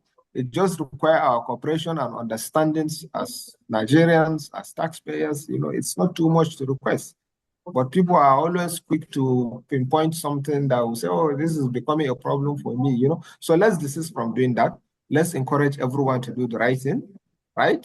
We all have a responsibility to do the right thing and then to make things, do greater things for this country. There's really nothing for you to ensure that your suppliers are correctly identified with the tax identification number. It's a civic duty, right? So remember, I said one of the benefits is that we need more people to be in the tax net. Currently, only few people are bearing the burden of paying tax in Nigeria, right? We need to expand the net, not increase tax rate. Not increase tax rate, because we have the economy, a lot of transactions happening, but only few people are paying taxes. The only way we can do that is to ensure we have more people in the tax net. How do you ensure you have more people if you are giving us people who are doing business that don't even have a tax identity, right? So we have to be focused on the end goal. When we know the end goal of this, what we're doing, and then all of us then will be ready to support it, not halfway. Thank you very much. All right, so before Connie comes back in, I just want to make sure, because that's going to be the next question after this webinar. Mohammed was talking about suppliers. Are we talking about getting TIN of suppliers or getting TIN of customers at the moment? Do you mean suppliers or customers? Can you clarify? You know, you've said a lot around getting the TIN of your suppliers. So essentially, we're talking about AP transactions now. So remember, what we have been talking about has been the focus now is on AR. You know, what you sell. So are we focused? When you said get TIN of your suppliers, do you mean suppliers or your customers? So I think suppliers, okay, suppliers. I think it's both ways, right? It's both ways. So if you are selling, if you are selling, of course, if you are selling, you don't need any tax ID, especially if you are selling to a final consumer and an individual. You don't need any tax ID to sell to anybody. So if I walk into a ShopRite to buy goods, they shouldn't be asking me for my TIN. It's not a requirement because I'm a final consumer. Okay. And then, quite. And then I think lastly, what you're saying in effect is between now and the end of March, before the NRS starts compliance enforcement, anyone who doesn't have TIN, they should go out and go and chase everybody to get all the TINs, because there'll be no excuse for not having a TIN to transmit it. Of course. Even though we will come up with guidelines for the enforcement also, you know, everything has to be guided. So it's not just a blanket enforcement. We just release the timeline for people to know when this will come up. But of course, we are coming up with a guideline even on how to enforce, how it applies. Remember, even right now, we are not mandating the invoice exchange. We're only saying, okay, ensure your outbound invoices are this. So things like, okay, if I'm doing business with another entity, should I collect only an e-invoice, or I can still accommodate a manual invoice, right? Since we've not rolled out to medium and smaller taxpayers, right? So all those things are going to be made in the guideline regarding what enforcement really means, which aspect of the invoicing are we enforcing. So all that one will be made clearly. But the rest assured that we are not going in any way to make life difficult for business. We are very mindful about that, and that's why we are quite flexible. All we are focused more now is how to ensure everybody comes on board, because that's our focus is the benefits at the end, not to punish people, right? So there's some suppression of concern, right? So that's it. So for medium, for example, if you have a supplier that is a medium taxpayer, the FRS is not at the moment saying that medium taxpayer, if you're a large taxpayer, they must supply you with an electronic invoice. We're not saying that. But we understand that for some businesses, they want to really do an end-to-end. And there's no problem if a business say, oh, if I'm using invoicing, you must also do invoice. It's within their right to do that. It's within their right to do that. Please, just because some taxpayers, large taxpayers are already doing that, and it's good. It's good, right? And it's good. But we know someone will want to delay it for as long as they can, just take advantage of the time. We have no problem with that, right? But so we need to understand some of these things, right? So all we need is just to understand the rationale why certain things have to be done, and then we'll support it. I know a company that has given that mandate. Anyone that is doing business with me, you must give me an IR number. That's really nothing with that. Even if you don't have an ERP, some have even built an invoice generation portal for their suppliers to just bring the invoice and then they standardize it for you, generate an IRN, and then they continue their business. The service providers also have different solutions that anybody can go and use their solution to generate an invoice. Yeah. Right? So it's not really difficult, but sometimes we choose to just make to assume things are quite difficult. No, I need 6 months, I need 8 months to do these things. They are really not in other countries have done this. Right? Other countries have every day when you log in, you see several countries are doing this invoicing. They are not even giving as much notice as where we are. But we know we are Nigeria, so we have to just take it slowly. So I just hope the audience will, my job is just to make people understand. We need to have this shared vision about what this e-invoicing is going to do for this country. Don't look at it as government coming to enforce something, that. So once we have that shared vision, then all of us will take the message, and then it will be easier. We will encourage ourselves to keep into the mandate, but not to be finding excuses. Right? And so that's why our job is to ensure that this compliance becomes as easy as possible for everyone, Thank you, Chijoji. All right. Thank you, Mohammed. I think the next question I will pose to both Sabesh and back to you, Mohammed. And I think we have about 13 more minutes to round up this Q&A session. I would like to take at least 5 questions within that time. If you can please keep our responses to like 2 minutes, so we can accommodate as many questions as possible within the remaining 13 minutes. And the next question I want to ask is around how do we ensure that security? Because the question is, what compliance arrangements is in place for information security? So normally, I know you talk about people and all that. I'll come back to you. But Sabesh, from a de-invoice perspective, what have we put in place to ensure that whatever information clients process through our solution doesn't get compromised at our end, or while we are receiving it and while we are transmitting to FIRS, to NRS rather? Sure. Let me answer that. So what we have done first on the UI front, if a user is coming to our application, we ensure only the right users come to the solution and access the solution. For that, what we have done is we have added an MFA security layer, a multi-factor authentication, where we ensure only the right users access the platform. Also, what we have done in case of an integrated connectivity option, like if we go with an API based connectivity, for every tenant we have a different bearer token. A bearer token is considered as the most secured option, wherein the end recipient will consume that bearer token and send the data using that particular bearer token itself. So that is what we have designed and configured in the solution. You even have a right that you can manage that bearer token if you want to mention that, okay, this bearer token will be valid for 7 days or 1 month or say 1 year.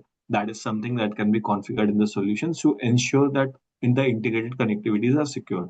Also on the SFTP front, we have like all the securities in place wherein the online folder where we are hosting the files. That is something we have all the securities. We have AWS as our alliance partner. So we have security layers from Deloitte, security coming from the AWS side to ensure that data during transmission is not being compromised. In addition to this, Rahul, if you're there on the call, if you would like to brief something additional to what I mentioned on the security side. Okay, Yes, hi everyone. Can you hear me? yes, Rahul, we can hear you. Okay, so what we have is, other than the security layer that Sadvish was talking about, we have something called as TD encryption, which means encrypting the data with AES algorithm, which is 256 AES. That is the most secure algorithm, which is for data at rest. And if it is data inflow, then in that case, we have APIs which are HTTPS based, as well as the bearer token that Sarvesh was talking about. And we have one more layer of encryption. Suppose if there are clients who are using secure file transfer protocol, then we have PGP and GPG encryption as well in place to ensure that the files are securely transferred. So that covers all the modes of integration that we have for security layer. Thank you. So, Mohammed, you want to respond from the FRS perspective? I mean, because ultimately the data will go into all that. Okay, thank you, Kule. But I think Savas has said some of the things technically, and that's exactly how we set up the framework. So if you look at even the involvement of NIDA in this whole team, the accreditation process for the service provider, it's put just to ensure that the security and data of taxpayers is protected. You know, one of the key requirements for you to pass through that accreditation is the ISO information security issued by ISO, right? Which every service provider, there is no service provider today that has gotten accreditation without going through that. And then the Nigerian data protection, Nigerian data protection certification also, and then penetration testing, all those things. We have a robust process to ensure that the data of taxpayers are concerned. So anybody that is even so we've done that on our part, and then the other part we have left it to the taxpayer. So if you choose Deloitte today now, then Deloitte also has to convince you some of the other extra things that they have put in place to protect your data, and you sign an SLA to ensure that. And then also don't forget that the data coming to FIRS, even though it's coming through access point providers, it's encrypted. No service provider can decrypt it. It's only the final beneficiary of that data, either FIRS, or if you choose to extend the invoice with the taxpayer. So it's encrypted. And then the invoice generation happens, if you have an ARP, it happens on your ARP. So system integrator's role is it's just to come and help you do the integration, and then they go. So I think we've addressed this concern to the best of our ability. FRS fully takes responsibility for any data breach when with respect to transmitting the data to the service, because we believe we have put a lot of mechanism to ensure that there is no any data breach. But on your own ERP and the service providers, apart from what we've done, the taxpayer also, you need to also do your due diligence, involve your experts to ensure that whatever any service provider you're working with to do the implementation also has taken good measures to do that. I think overall we will not have any, and every day we will continue to improve and come up with new measures to ensure that there is not any. And so far, since we started, we have received a lot of data, and we've not even within FRS, it's not everybody that gets to see the data, So we'll continue to do more and to reassure our taxpayers. I know this concern will consistently be a topic to raise, but we'll be more than happy to respond anytime and to reassure our taxpayers that they have nothing to worry about with respect to their data being compromised. Thank you very much. Thank you so much, Mohammed. There was an anonymous attendee that asked a very detailed question about GenCo. Please get ready to unmute your mic. I just want to take the next question, which asked around when will NRC, non-registered companies, be required to comply? And I think, Mohammed, you answered that in your first question, the first question I put to you, where I asked you about government organization, GOs, and all that. You said, as far as FIRS is concerned, we have categorized all taxpayers into three based on size: large taxpayers, medium taxpayers, and emerging taxpayers. So all taxpayers, regardless of the status, whether government, non-government, corporates, NGOs, NRCs, determine which category you fall under, whether it's large, medium, or small. And based on the guidelines and the whole mandate rollout, you then have to comply in line with which category you fall under. Mohammed, am I correct? Yeah, correct. That is All it. right. Thank you. It.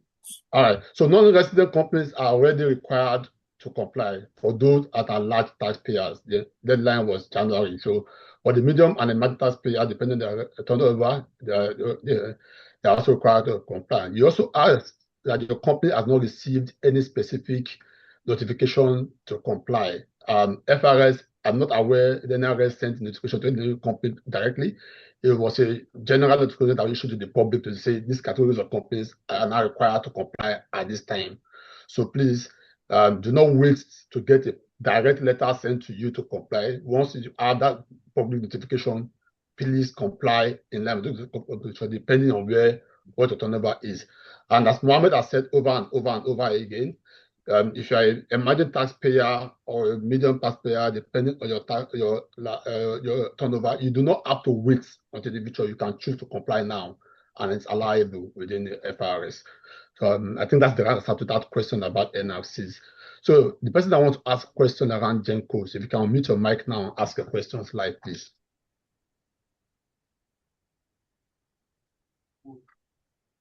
I'm not sure he can unmute his mic. I think they will have need to to unmute him. So maybe we can just try to unmute him later on while we take the next question. But Sarah confirm, I don't think we can unmute him. He can unmute himself. No, we can't. Unfortunately, he's not the only anonymous attendee. So Yeah. should I read out the question or will you read it out? Please read it out. So the question is, considering that power sector entities operate complex ERP-driven settlement engines and are regulated by NERC under defined market rules, has NRS developed sector-specific integration guidance or conducted a coordinated alignment with NERC, NERC, and the market operator to ensure that the e-invoicing framework accommodates the operational, regulatory, and data confidentiality realities of NESI before full enforcement begins? Then there was a follow-up to that question that said, given the unique structure of the Nigerian power sector, including regulated tariffs, centralized market settlement processes, multi-party billing chains, GenCos, NBET, DISCOs, TCN, market operator, and liquidity constraints, has FIRS considered sector-specific transition timelines or phased enforcement within the published timetable to reflect these operational realities? And okay, there was a second paragraph that said, how should entities whose invoices are dependent on regulatory settlement statements manage real-time transmission where billing is finalized post-period? So that's the long and short. Okay. All right. Thank you, Sarah. Okay. So sometimes anyway, it's fine. It's stakeholder engagement, so we have to respond to our stakeholders. But sometimes as stakeholders, we don't have to until we come to a fora like this before we raise certain concerns, right? So what we have expected as the NRS, like since the beginning of engagement. If you remember, we did sector-specific engagement in Lagos. But unfortunately, the engagement we did was based on the sectors we recognize in FIRS. As large taxpayers, we know we have financial, manufacturing. Unfortunately, we don't have the power sector being categorized as a sector within our large taxpayer segment. So probably we're not able to do a specific engagement to that. But what we've been doing since after then was stakeholders write us, like the Airlines Association of Airlines have written us, insurance companies have written us with their specific peculiarities, challenges that they believe we should also consider for the implementation. And we have reached out. Whenever stakeholders write us with some concerns, we reach out either virtually or try to hold meetings. Either we go visit them or we invite them to address their challenges, right? We know that some of these issues, but we will not just assume that everyone have these challenges, you know, especially after doing our round of engagement. So what we expect is that if you have any challenge, please write to FRS. I would have appreciated the stakeholder that has asked this question has written us. If he has written, I will have seen it, because every letter you write on invoicing, one way or the other, it gets to my table, because it will definitely require some action, right? But we have not received any letter from the power sector to complain about some of these challenges they are talking about in the implementation. And because of that, we are unable to provide any response or to clear any misunderstanding or ambiguity, right? But that's not a problem. What I will encourage him to do, even though they have not written us, but I will note this and probably and add it to our next line of engagement. So we'll probably have to engage the power sector as a this thing to understand actually how they operate and what, and then, but I can tell you at the end of the day, it's not as complex as the way they are painting it, because the invoicing is simple. It doesn't really affect the way you do your business. All we're saying, do whatever, but report the invoice to us. You know, but sometimes it's knowledge, sometimes it's communication. Do you understand? But I can assure you that whatever you think you consider complex within how you're doing your operations, it's not going to really affect how the invoicing gets implemented. The same approach we have maintained so far with almost similar sectors that will come up with one. So most of the issues you see they expect that maybe we are coming to interfere with whatever you're doing. So it's not a problem, please. I would like to reassure whoever that has asked that question. Please, even you can even drop your contact to the organizers. We can organize something, even with Deloitte. Chijoke knows we're always open to having such engagement. We've done something similar with the Oil and Gas Association. I think Chijoke, you can confirm that, if I remember. Right? So Deloitte can even, it's part of our responsibility to clear the gray areas when it comes to some of this implementation. So feel free, you can reach out to Deloitte. If you want, you can write us officially, NRS, address it to my executive director. I'm sure we will organize something, bring you together, understand what you're doing, and then provide a solution to whatever the challenge may be, right? So that's what we're here for. So we're happy to do that, please. Write us or reach out to Deloitte. We're happy to organize engagement. We can do it virtually. We can invite you to our office. There are so many ways we can do this engagement. We'll be happy to resolve whatever issues you are having so that you can go ahead with your implementation. We'll not be happy to wait and then come and start penalizing you when you're having challenges implementing, right? But please know that we're only hearing this for the first time, you know, and that's not to say that it's still better late than never.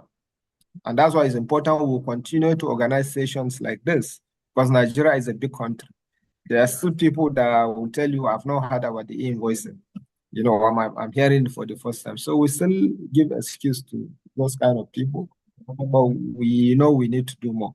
So anytime you're asking this kind of question, we don't just throw it away. We will listen to you and try to see how we can reach out to you and address the challenge.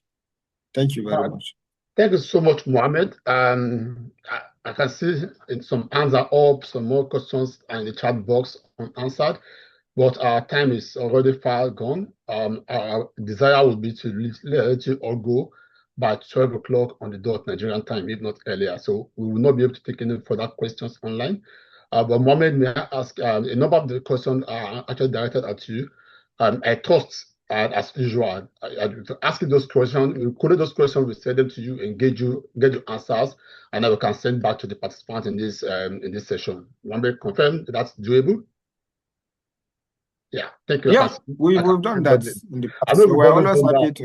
In fact, Yeah, we want it to be in written so that we can document it and add it to our FAQs so that awesome. other people can benefit from it. Awesome. We'll do that. We'll Right? collect them and send them And to then you. if there are other sectors outside the power sector, that if there's any sector that you believe we also need to understand what you're doing so that we can simplify the implementation for you, please, you can write to Deloitte and say, no, this sector, we have challenges, so it might require us to do some form of engagement. Please do that. We are happy to also do that. Thank you so much, So Mohammed. thank you very much. And thank you, everybody. This brings us to the end of the Q&A session. Sarah, back to you. I'm sorry for taking 5 minutes of your time. Thank you very much.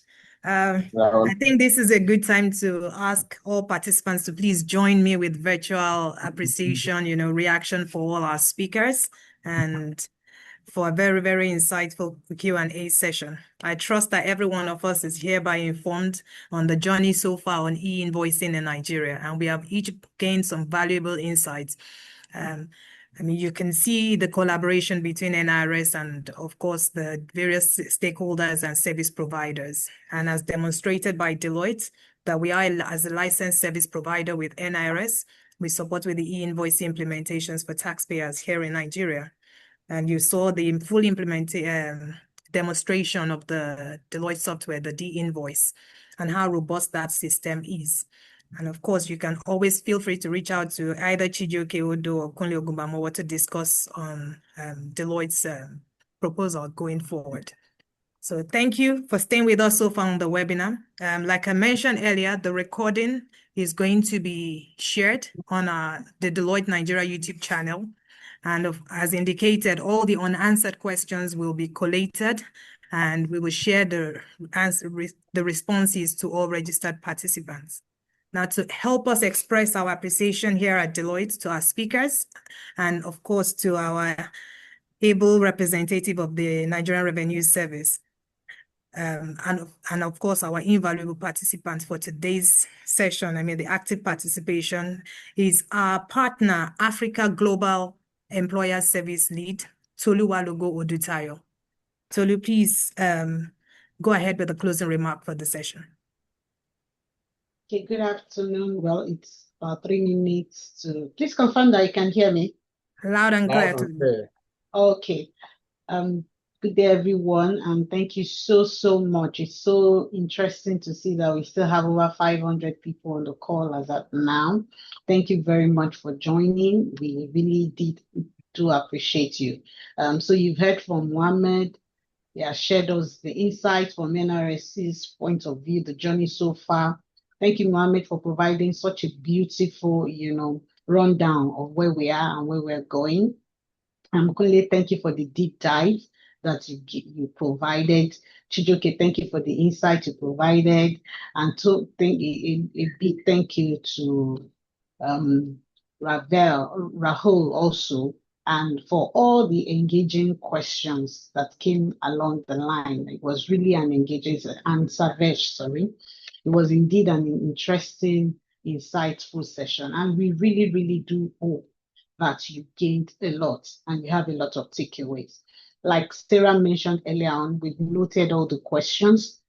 And as Mr. Mohammed has confirmed, we will work with NRS to ensure that all those questions are answered and are sent back to you.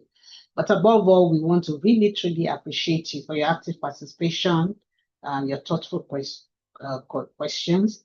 And as we continue to navigate this evolving tax landscape, not only e-invoicing with the tax reform and all of it, please know that Deloitte remains committed to supporting you every step of the way. You can be sure that we will work with you, and we would appreciate if you reach out to us if you still have any queries. We also still have lineup of webinars, training sessions, both around e-invoicing and other major topics around the tax reforms. Please do ensure to join all our sessions and let us know how it's helping you. So should you have any other further questions or additional support, please reach out to us. We are here to help you.